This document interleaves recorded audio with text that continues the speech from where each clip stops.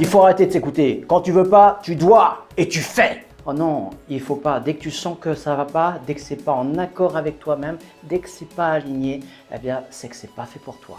Alors, tu te remets en retrait, tu t'écoutes et tu prends soin de toi.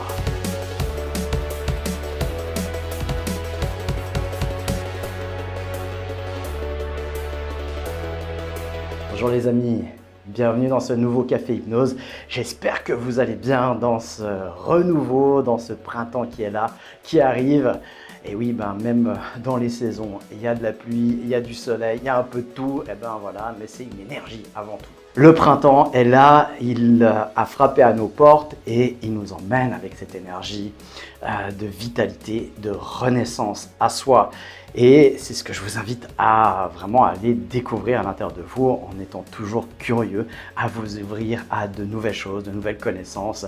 Et notamment, eh bien, on est ici pour parler d'hypnose, de conscience de soi, de connaissance de soi, de fonctionnement de son mental et de son cerveau. Alors, bienvenue dans ce Café Hypnose. Je m'appelle Gilbert Dagon. Je suis spécialiste en hypnose, en toutes les formes d'hypnose. J'ai été formé en plus de... Je me forme toute ma vie évidemment, mais grosse formation, 7 ans sur l'hypnose pluridisciplinaire, l'hypnose classique, ericksonienne, nouvelle hypnose, PNL, programmation neurolinguistique donc, et l'hypnose associante. Et comme ça, eh bien, on couvre toutes les familles et les façons de faire de l'hypnose. Et il n'y a plus de personnes qui me disent « Ah mais moi je ne suis pas hypnotisable ». Non, on peut faire de l'hypnose avec tout le monde. Et souvent, c'est quelque chose qui revient encore aujourd'hui. Ils me disent « Ouais mais je ne suis pas sûr d'être hypnotisable, je ne suis pas sûr d'être réceptif à l'hypnose. J'ai essayé une fois avec quelqu'un qui m'a dit que… » Et il y a un adage célèbre dans notre milieu de l'hypnose, dit par un célèbre hypnotiseur qui disait qu'il n'y avait pas il y a pas de mauvais patients, il n'y a que de piètres hypnotiseurs. Et je confirme aussi, après 15 ans de travail en cabinet, d'accompagnement thérapeutique, préparation mentale, connaissance de soi, eh bien que c'est vraiment le cas. J'ai jamais eu quelqu'un qui n'était pas capable de rentrer en hypnose. Pourquoi? Parce que déjà, c'est mal comprendre l'hypnose si on pense que c'est possible. Que quelqu'un ne puisse pas rentrer en hypnose parce que c'est un état naturel que le cerveau adopte plusieurs fois par jour pour tout un chacun. Tout un chacun qui aurait un cerveau qui serait plutôt en bonne santé. Et même s'il y aurait quelques défaillances, eh bien, il serait plutôt du côté de l'inconscient plutôt du conscient. Donc plus facilement rester en hypnose que d'en sortir. Bon, ben voilà, ça c'est le préambule. Vous avez vu justement en amorce de cette vidéo, eh bien, deux courants qu'on retrouve souvent, c'est il faut y aller, c'est au taquet, c'est un peu le coaching à l'américaine, où on y va, on s'écoute pas, on va, on fonce dans le tas. Quand je ne peux pas, quand je ne veux pas, eh bien je le fais quand même. Et puis l'autre qui est plutôt européen, très français, francophone, suisse, francophone. Je ne sais pas comment c'est en Suisse allemande. Il y a cette frontière en Suisse entre la Suisse italienne, la Suisse allemande et la Suisse française. Eh bien, plutôt ici, on est plutôt dans l'extra douceur ici. Attention, non, dès que tu sens pas quelque chose, ah, il faut pas le faire. Non, non, non. Alors, ne te brusque pas. Fais attention à toi. Écoute-toi. Écoute tous tes ressentis. Puis si tout est aligné, quand tu as vraiment écouté toutes les parties de toi et que c'est tout aligné, alors vas-y, vas-y. Mais attention, prudemment, écoute-toi. Vous aurez compris que, eh bien, j'ai un regard un peu critique dans les deux côtés, évidemment. Je vais pas passer à être pour tout ce qui est contre et contre tout ce qui est pour, comme beaucoup aujourd'hui, pour se démarquer. Alors, quand on va sur un mouvement, on comprend que blanc, ce serait plus favorable, on serait mieux et on réussirait mieux ce qu'on voudrait entreprendre en adoptant blanc, eh bien, vous dire non, non, c'est noir qu'il faut, ou au contraire, exactement comme ça se produit un peu partout aujourd'hui. Non, depuis tous les temps, la solution est dans l'équilibre. Ça, j'invente rien et je vais défoncer des portes ouvertes évidemment, mais qui fonctionne dans un équilibre aujourd'hui? Si c'est votre cas, eh bien tant mieux. Allez-y à fond, vous êtes à mon sens encore, j'ai pas la science infuse et je ne prétends pas détenir la vérité, mais à mon sens, vous êtes dans la bonne voie. L'équilibre, c'est la mesure en toute chose. Et les extrêmes, c'est bien ce qui nous fait souffrir, quels que soient les extrêmes. Que ce soit dans la nutrition, que ce soit dans le sport, que ce soit dans la préparation mentale, que ce soit dans le développement personnel. Eh bien, il y a tout plein de dérives qui font partie de toutes les extrêmes, de la gauche, de la droite. Alors, je ne parle pas de politique, mais de mouvement. Hein. On va toujours prendre deux opposés. Si je dis A, l'autre va dire B. Et si je dis B, il va dire A pour se démarquer, uniquement pour se démarquer et pour faire de l'audience ou des abonnés ou en fin de compte de l'argent, quoi, en réalité. Donc, non, à mon sens, justement, j'ai traversé, j'ai vu à travers l'expérience, hein, c'est quand on voit les saisons eh bien, de l'expérience, de la vie.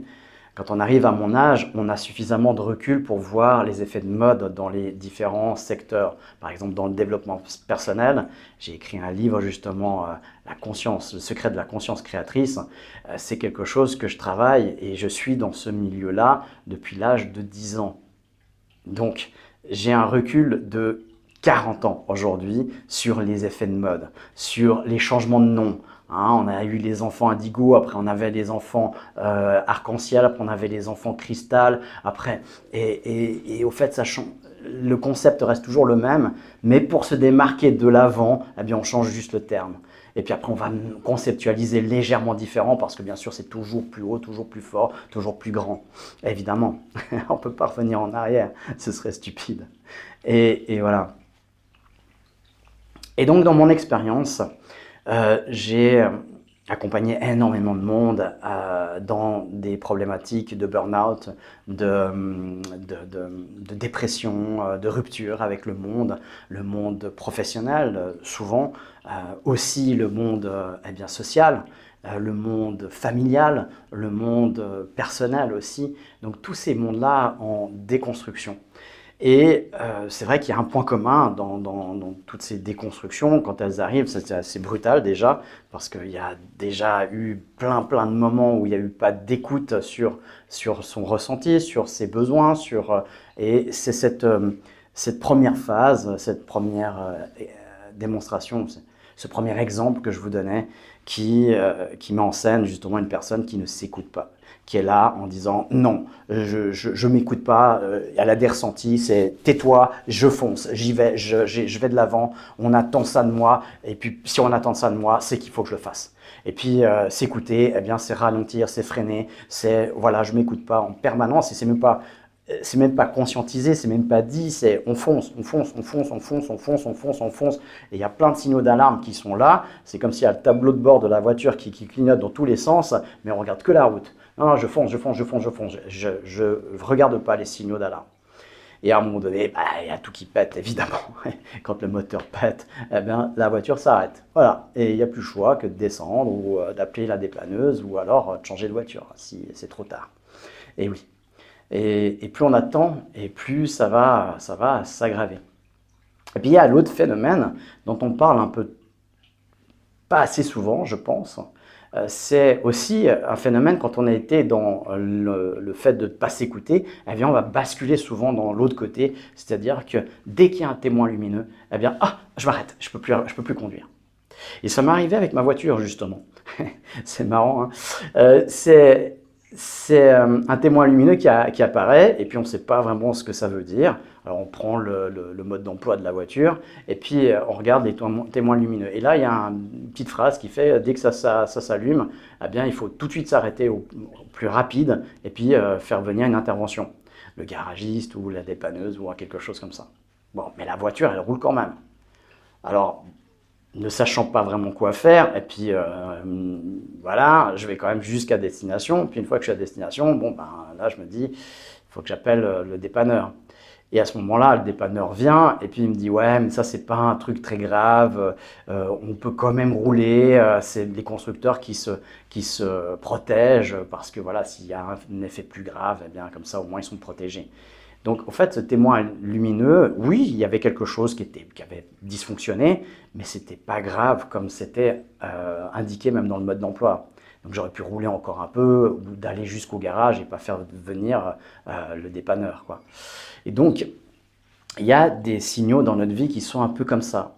On peut continuer à avancer, et seulement, ça nécessite de prendre conscience qu'il y a quand même un témoin lumineux et qu'il faut bien le traiter. Traiter l'information de ce témoin lumineux. Parfois, ça ne nécessite pas un arrêt brutal et immédiat. Et donc, on peut continuer un moment. Mais l'important, c'est d'écouter le message, de le prendre en compte et de le traiter, évidemment. C'est ce que nous transmettent nos émotions. C'est exactement le rôle de nos émotions. Eh bien, c'est une erreur de l'écouter trop, c'est de tout s'arrêter, de stopper, et puis d'attendre que ça se répare tout seul, évidemment.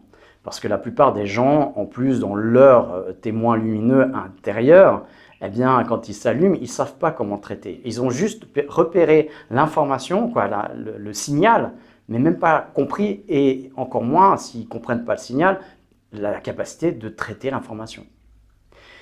Et donc tout ça, eh bien, ça dénote de quoi? Encore une fois, de méconnaissance de soi. Quand on ne se connaît pas, eh bien, on ne peut pas traiter les messages. Quand on ne connaît pas le fonctionnement de son cerveau et ce que c'est qu'une émotion, eh bien, on ne peut pas avancer dans sa vie. Et ça, sur tous les plans, que ce soit familial, que ce soit professionnel, que ce soit personnel, que ce soit dans le couple, on ne peut pas fonctionner, ça fait tout de suite des dysfonctionnements. Ce week-end, j'ai donné mon cours pour être un meilleur parent, pour développer une meilleure communication avec ses enfants. Et la chose qui a été la plus impactante pour les participants, c'est le traitement des émotions, encore une fois. Et c'est le plus basique pour moi. C'est vraiment la base de la base. Et je commence toujours, et je vous le répète encore et encore, c'est une émotion, c'est quoi et ça sert à quoi? Et si vous ne savez pas répondre à ces deux choses, mais de manière effective, il y en a beaucoup qui me disent oui, je sais, et puis qui vont me dire du n'importe quoi. Et puis après, oui, je sais, ils me donnent une définition qui est très pseudo-scientifique et qui est très formelle comme ça. Quand je leur demande ça sert à quoi et on en fait quoi, eh bien là, alors, il n'y a plus personne, évidemment. Hein, on fait quoi dans le pratico-pratique? Ça sert à quoi? Eh bien oui, c'est une information. Ok, c'est une information. Et elle dit quoi cette information? Ah ben ça, je ne sais pas. Alors on s'arrête. Ok, j'ai une information, il y a le témoin lumineux qui est allumé, mais je ne sais pas ce qu'il veut dire. Donc j'en fais quoi? Ah ben, il restera toujours allumé. Et puis après, il y a le deuxième qui va s'allumer aussi. Il y a le troisième. Et puis à un moment donné, soit il y a tout qui pète, soit je suis obligé de m'arrêter et je ne sais pas quoi en faire, puisque j'ai pas de connaissances sur ces informations-là qui me sont transmises. D'où vraiment l'importance de se connaître, de communiquer avec soi, de savoir ce que ça veut dire. Et à ce moment-là, on comprend les émotions des autres, évidemment, les signaux des autres quand ils nous les renvoient. Et voilà, et ça, eh bien, ça n'a pas de prix, effectivement, et ça change la vie complètement, de A à Z. Il y a un avant et il y a un après, comme mes participants le disent souvent, c'est un week-end pour changer sa vie. Un week-end qui transformera assurément votre vie. C'est certain. La semaine passée, j'ai eu une semaine qui a été un petit peu chamboulée par plein d'imprévus, des choses qui étaient un peu du prévu, mais exceptionnelles. Et du coup, ça a un peu changé ma routine de sport. J'ai pas pu faire mon sport comme je le fais d'habitude et comme je l'avais planifié. Ça a chamboulé mon agenda.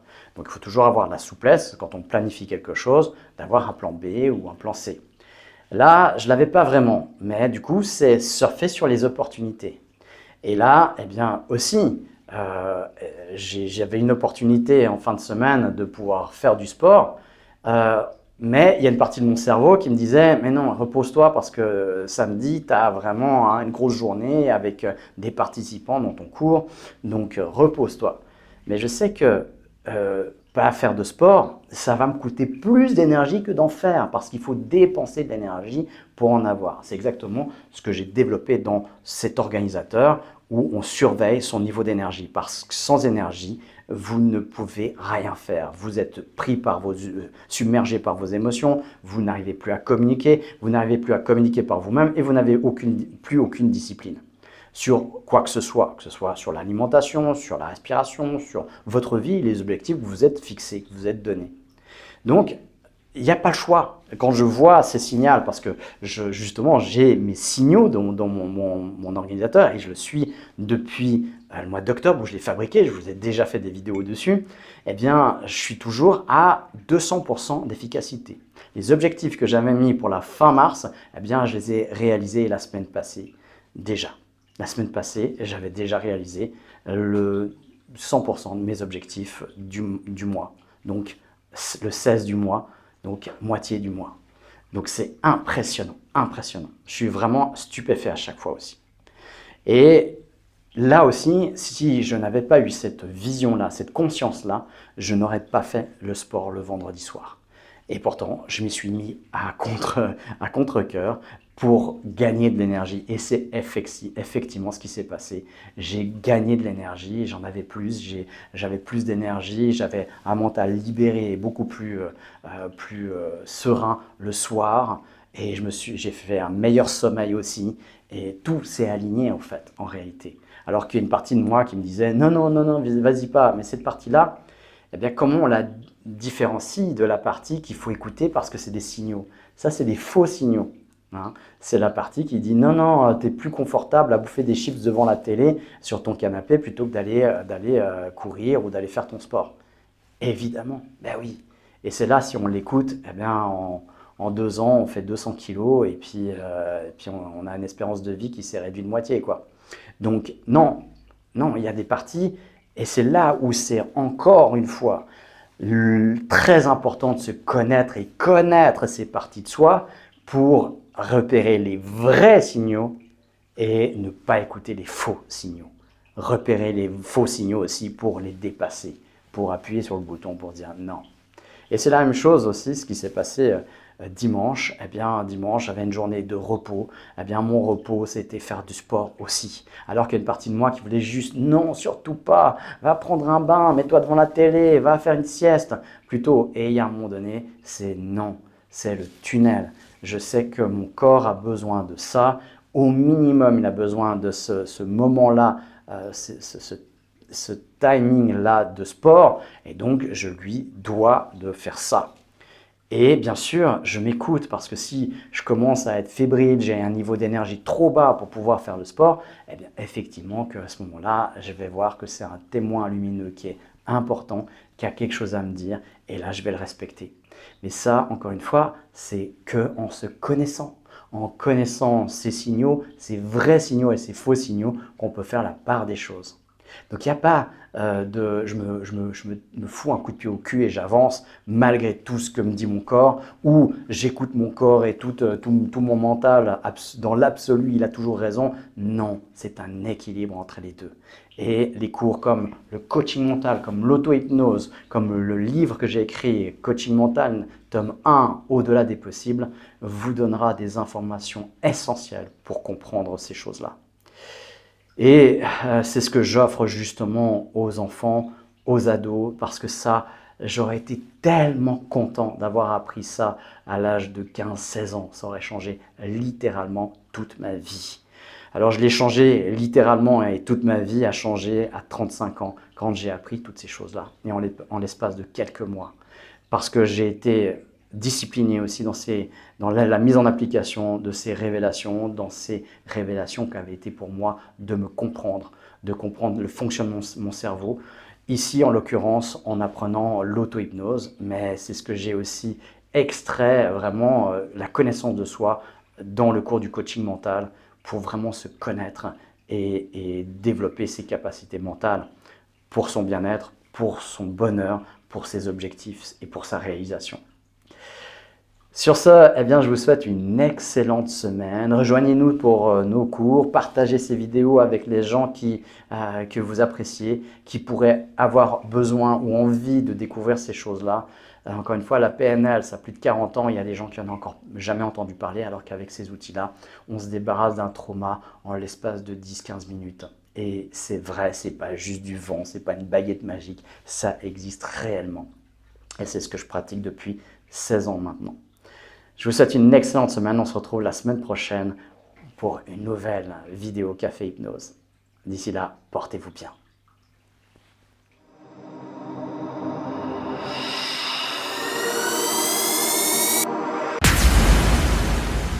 Nous fonctionnons à 95% avec des automatismes qui se répètent de jour en jour, de mois en mois.